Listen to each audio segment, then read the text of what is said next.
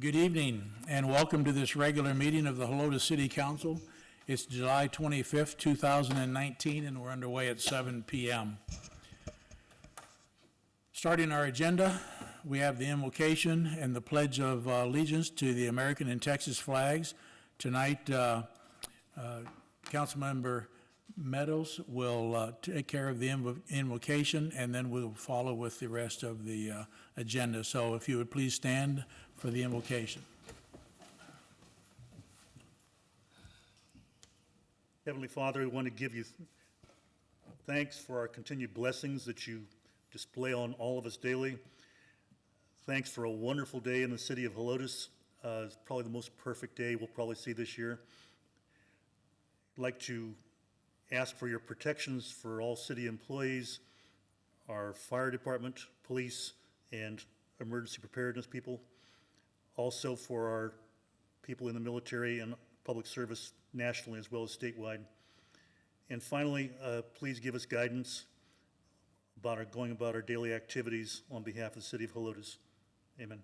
Amen. I pledge Allegiance to the flag of the United States of America and to the republic for which it stands, one nation under God, indivisible, with liberty and justice for all. Honor the Texas flag. I pledge allegiance to thee, Texas, one state under God, one and indivisible.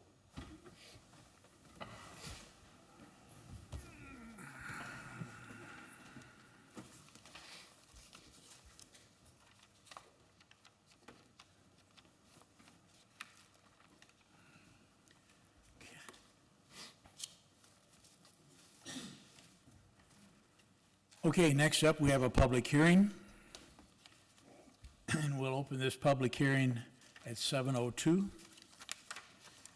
And it is a public hearing on the final replat pursuant to Municipal Code of Ordinances, Chapter 78, Subdivisions, Section 78-74, replatting without vacating previous plat, and associated variances from Section 78-3, dedication of right-of-way by subdividers, and Sections 78 through 136 lots, subparagraph C, frontage for Bandera Oaks subdivision being an 11.69 acre tract of land, establishing lots 7, 8, and 901, Block 2, previously platted as lots 3, 4, 5, 6, and 901, out of the Bandera Oaks subdivision, recorded in volume 9723, page 124, out of the deed and plat records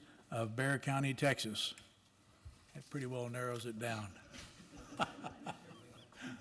Did we have anybody sign up to speak?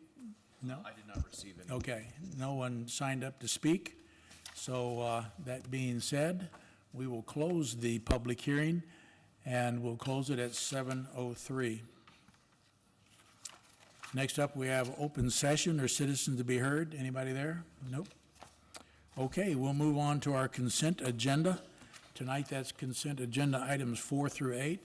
For those of you who are not familiar with this type of a meeting, consent agenda is a grouping together of multiple items that are considered fairly routine by the staff and I, and so we present it to council as a grouping with the hopes of getting one motion and second to approve them all. However, if a council member has a question, they can ask it. If it can be answered briefly, we will take care of that. Otherwise, they can request to have an item pulled, and we'll pull it and move it down for further discussion later in the agenda.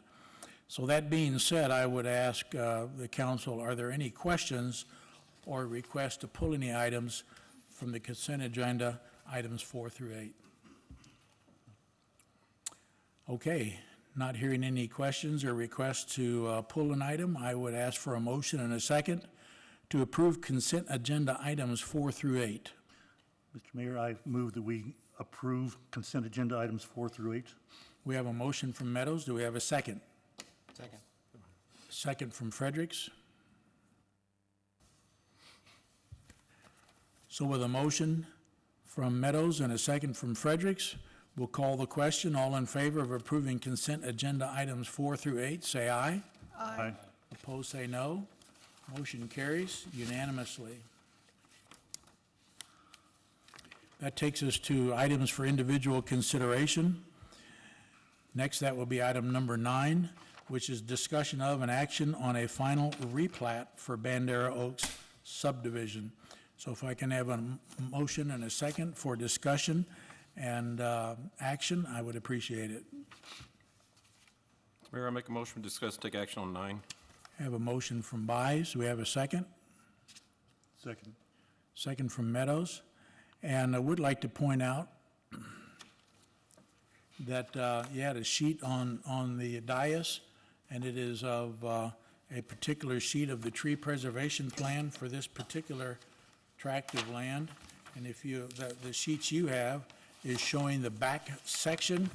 I just wanted to clarify and let you all see, according to our city arborist and the agreement that we have with the developer, all of the trees that you see on there, as they're indicated in the upper left-hand corner, they are to stay. They will not be taken down. And that's will, if the parcel is sold, that's part of the deed, and it will transfer to the new owners. So what you see there is what's pretty well going to stay. And the main reason is the developer used up most of the credits that he had coming by removing a bunch of trees in the front for the existing development that's there where Washtub, KFC, and Helotes Point Retail Center are. So again, there seemed to be some concern about the trees, and this was just to show you the trees along the back will be staying. That being said, we'll open the discussion. Bert, you're up. Okay. I agree with Planning and Zoning's recommendation for approval of the replat. There's only I have just a question. They have a condition that says that the rear portion of Lot 901 abutting Cedar Springs subdivision retain its original width across the entirety of the lot. Doesn't it have the 30-foot setback? It does, and that was there originally. Their concern was originally Lot 901 went all the way to the back left-hand corner, which left a little bit more buffer. However, that cannot be set as a condition for approval because the setback meets the code, and according to the attorneys, that is sufficient, and there's no grounds for a condition, especially from planning and zoning. And part of that was they wanted to protect these trees, but the trees are protected, so there's no reason to have anything more than that 30-foot setback that's required by code. Okay. Rick, you got anything to add to that? Okay. So the reason it's coming to city council because it's a replat, and the other thing we can't do anything about, and I wouldn't want to anyway. So I agree with Planning and Zoning's recommended approval of the replat. Except for the condition. Except for that condition, yes. Sir. Okay. Jim? I think you've answered my question already, but my question was that the protection of the trees is actually a plat matter that retains to the plat, and so regardless of the change in ownership, that would remain that restriction? Yes. Okay. That's, other than that, I concur with the planning commissions. Yeah, that's part of the master tree preservation plan and part of the deed. Right. Okay. So you're okay? I am. Not counting the condition for additional buffer? Yes. Okay. Alex? Yes, thank you, Mayor. I appreciate you providing this. I know we had spoken earlier this week Right. about that exact situation. Why you're and- looking at it. And, and Planning and Zoning did not have this information or the answer to the question about the trees, so their thought was the only way was don't move the lot line in the back, but with this, I think that they would be satisfied. When I give the report to them at their next meeting, I'll be sure to clear that up. so Yeah, and that we'll they send this to understand. them also. Yeah, so I'm in complete concurrence with my colleagues here. Okay. Cynthia? I'm in concurrence as well. I Okay. don't have any Paul? issues. All my questions have been answered. I concur. Okay. Then just for clarification for the minutes, the motion is to approve the replat, but without the condition for additional buffer area. So it's good to go as it's presented to council. You square on that, Rick? Okay. No further discussion being necessary. We'll call the question. All in favor of approving the plat minus the condition for additional buffer area, say aye. Aye. Opposed, say no. Motion carries unanimously. Item number 10, discussion of an action on a request by Parker and Parker Investment Properties LLP for a variance requiring municipal approval and recordation of a plat prior to the issuance of a building permit for a 21.112 acre tract of land located at 15248 Scenic Loop, including a memorandum of understanding between us and them that basically says what I just said. So we have a motion and a second on item 10. Mr. Mayor, I make a motion we discuss, take action on 10. We have a motion from Buys. Do we have a second? Second. Second from Fredericks. Okay, Bert, you're up. Okay, it looks like we've done this before with the Church of Latter-day Saints. We did the exact same thing.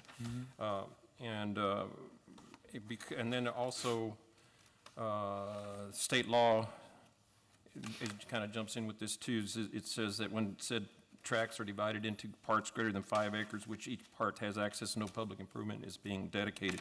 So actually, state law really allows this to happen.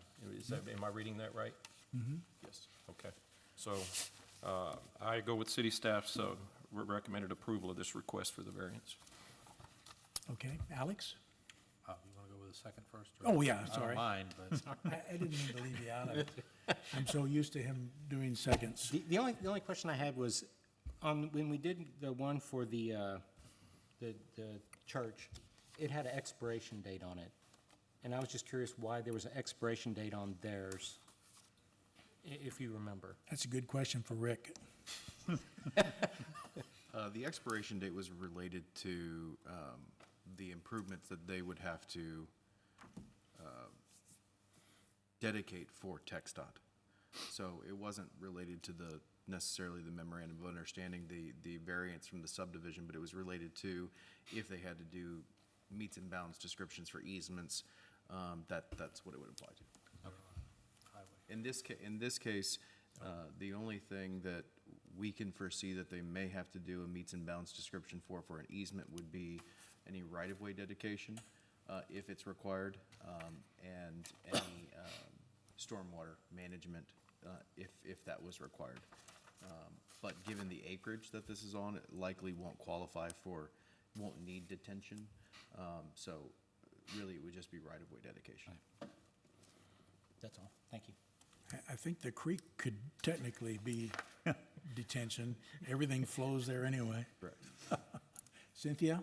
I don't have any. Nothing? comments. Jim? I have no questions. Alex? oh, no, I'm last, huh? Yeah? Hey, No, I have no questions, thank you. none? None. So no further discussion? Bert, you have any follow-up? No, sir. Okay.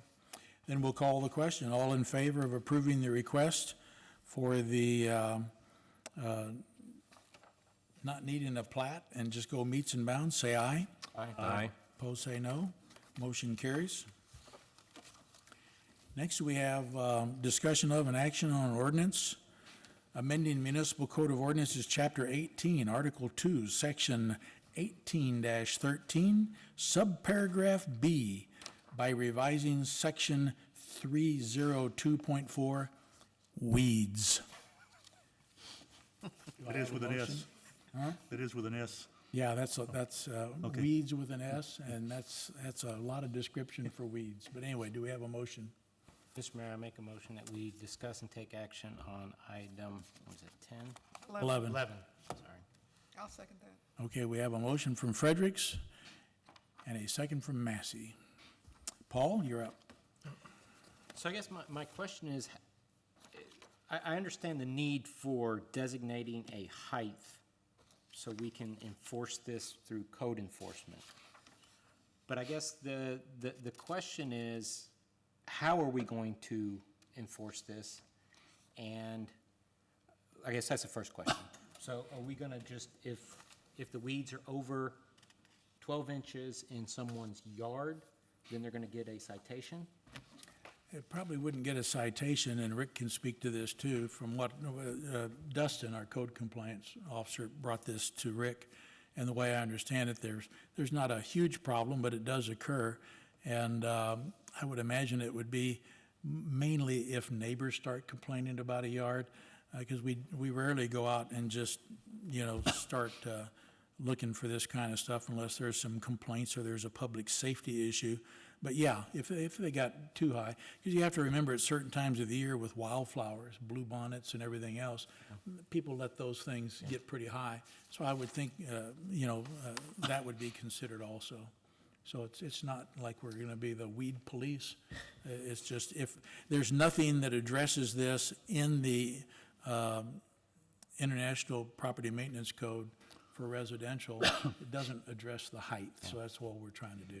Give us a way to at least require people, if there's complaints, to trim their, mow their weeds.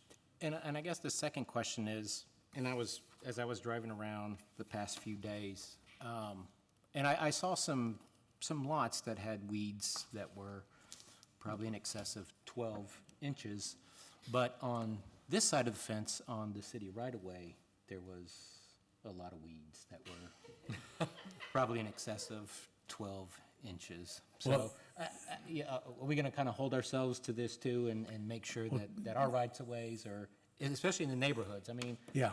on the roads, that's probably not too big of an issue, but. Technically, and it's really not technically, it is, the International Property Maintenance Code states in there that a property owner is really responsible for the area from their front property line to the edge of pavement. So the homeowners should be, as in Ranch Acres and Park Estates and a lot of those areas, the homeowners do mow that right away.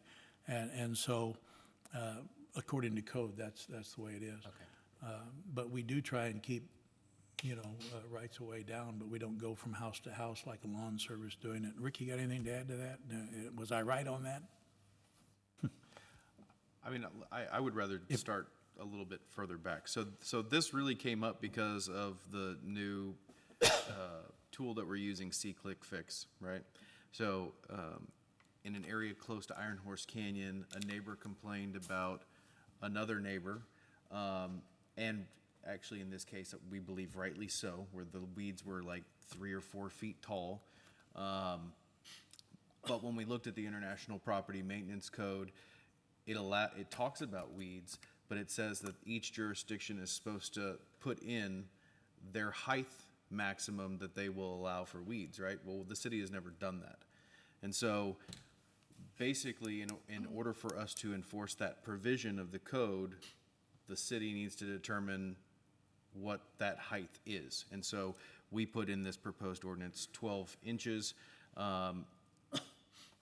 The other thing that I think that's important that we placed in this, because there are a lot of neighborhoods that have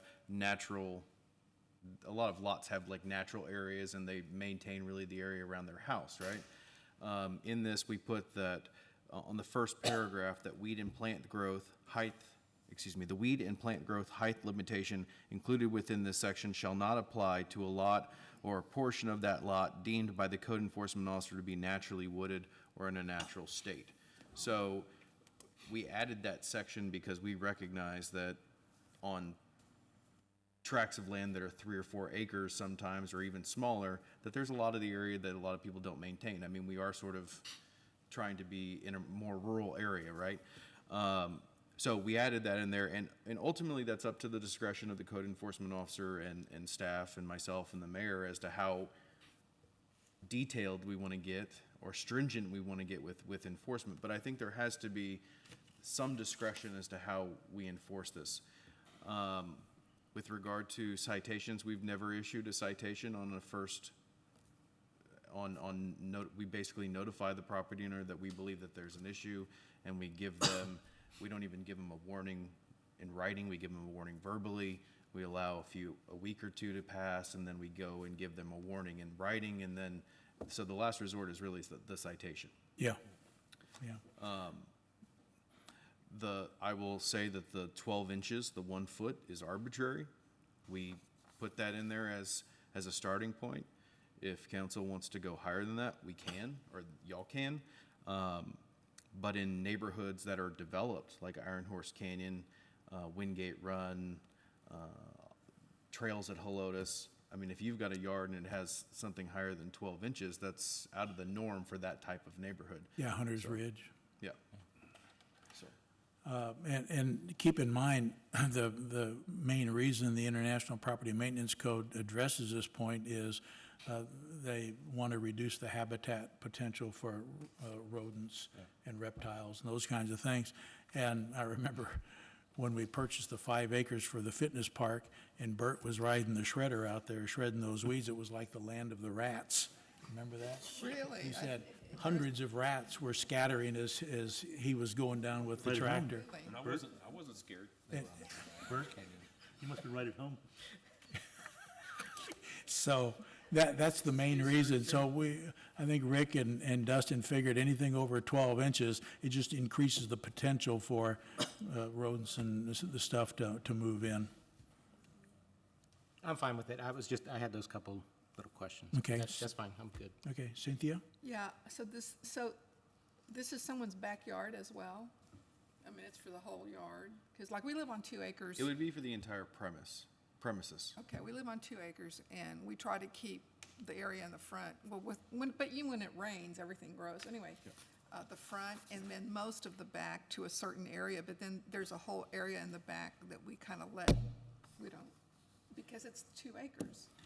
Yeah, and again, I don't think that we can create a hard and fast rule that's gonna apply to every situation, which is why we added the discretion in there for the code enforcement officer, because Well, in well, and- instances like that makes sense, and most people are not gonna complain, hopefully, on somebody's backyard, unless it's more of a typical subdivision where they're on very small lots and the houses Right. are closer together. Yeah, and our code enforcement officer's not going to be peeking in people's backyards either. This, again, mainly from what I understood from Rick, is more of a public health issue. If it gets so overgrown, there's complaints and everything, it gives us some enforcement capacity, which we don't have right now. Well, and I think a foot is plenty, is fine. I don't think we need to go much higher than that. When my grass gets about, 6 inches, I get upset. And now this, if it gets any higher, I can show my husband the ordinance. Not that he'd do anything, but I think a lot of wives would be happy that there's an actual, Well, honestly, if it gets over a foot, it's hard to mow anyway, so. that's true. And technically, you could have a 2-foot weed that gets so top-heavy it falls over and it's less than 12 inches. So, I mean, you have loopholes everywhere, so we'll just have to, this at least gives us a beginning guideline. Yeah, I'm fine with that. Okay. Jim, I can hardly wait. You got any comments on this? I have just two questions. One, I think, Rick, you've already answered, but in Los Reyes, for instance, we have a natural requirement between 2 lots, and you are prohibited from doing anything to that area. It must remain in its natural state. So if that natural state included weeds, there would be a conflict between, That's in your covenants and restrictions, and It's we in- we don't override those. okay, I just want to clarify that. Well, and plus, again, that was the reason for that placement of the sentence in Right. here. It's a That kind it's, of a that would disclaimer. have to be a naturally wooded area. Right, and it is a requirement. In fact, we've had the opposite. We've had lawsuits between neighbors where someone went in and mowed down that natural area, and the other neighbor got very upset and sued under the CCNRs. So, my second is, I guess, only half serious, but going down Braun/Leslie, is there anything we can do with the city of San Antonio that they now have that weed lot where they fenced in on the corner of Braun and Leslie, where it's growing up to not 12 inches, it's probably 12 feet, that both inside and outside their fence, that's just grown up totally out of control. Braun and Leslie would be in our ETJ, and we could maybe call them. Rick can I think address that. you're talking about closer to 1604, though. Yeah, I'm talking about down there where they were going to store their maintenance or their construction and maintenance vehicles, but they just fenced it off and they've done nothing with it for 10 years. Yeah, that's the city limit, that's in San Antonio. That's Yeah, in city I know, of San I know. Antonio. yeah.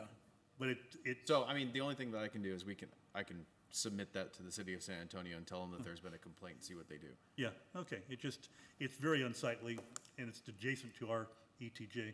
Okay. That's it, I have no other questions. Alex? Well, if you need a second complaint, I'll just add that right now, and you can say you have multiple. Hundreds. We have hundreds. Now, I had a couple of quick questions on it.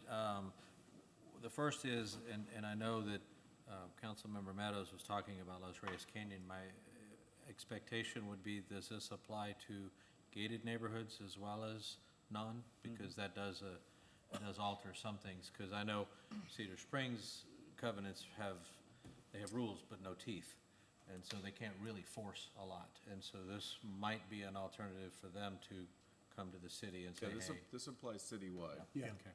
The second part of it, and that may have just answered the question, is about commercial lots that are sitting vacant. We have a lot of lots, in particular, I'm thinking of the one that probably in a few months will no longer be vacant, but in between the small church and the feed store, that grass regularly gets 3, 4, 5 feet tall, and it is infested with rodents, obviously, right next to a feed store. It becomes an issue for them. But there are a number of other vacant lots within our city limits that are commercially owned, where the grass is considerably taller than 12. And I think it might be a little unreasonable, and that's why I was wondering, it might be a little unreasonable to force them to mow it every time it hits 12 inches, because that's not reasonable. But 3 or 4 feet might be a bit difficult. But some of those lots are acres and acres in size, and that becomes a pretty big expense. It's not just mow it. This applies to residential. Okay. Commercial has a different set of rules by the International Property Maintenance Code, correct? Yes, I believe the height limitation on commercial is like 3 feet, 36 Yeah. inches. And- It's either and- 3 or 4 feet, I can't remember off the top of my head. And Dustin is going around and addressing those now. One of the first ones that complied was the corner there where, next to Compass Bank. They recently shredded that because it was pretty high, and he's notifying the others. So this is, I was looking through it over and over, and I didn't see anything where it specifically was It's just that- residential, that other part- than maybe that's the zone code number. Yeah, that's the Residential, zoning code. yeah. Isn't it No, residential? I'm complete concurrence with that. Thank you for answering Okay. the questions. Bert? I don't have anything. Nothing? Anybody else? Paul, Cynthia? You guys? Nothing? Okay, then we'll call the question. A yes vote or an aye vote will be to approve the change to the ordinance. So all in favor, say aye. Aye. Opposed, say no. Motion carries. And by golly, that brings us to the end of our agenda. So I will ask if there are any objections to adjourning. If there's no objection to adjournment, we are hereby adjourned at 7:27.